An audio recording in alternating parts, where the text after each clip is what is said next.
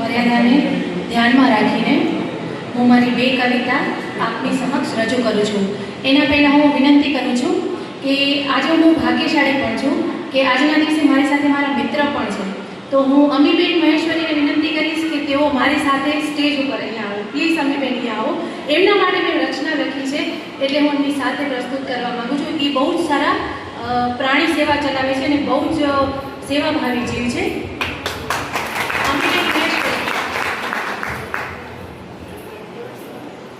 એમનો પરિચય હું મારા શબ્દોમાં કવિતાના રૂપમાં તમને આપી રહી છું.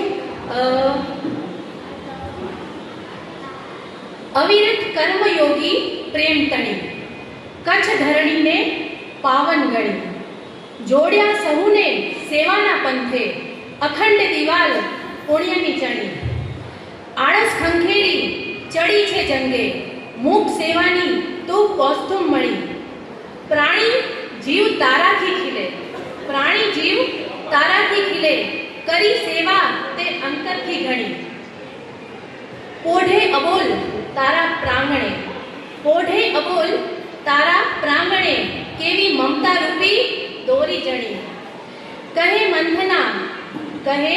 મંથના પ્રિય અતિ પ્રભુને, પ્રિય અતિ પ્રભુને, સાચી સેવા પ્રીતિ અમી તણી.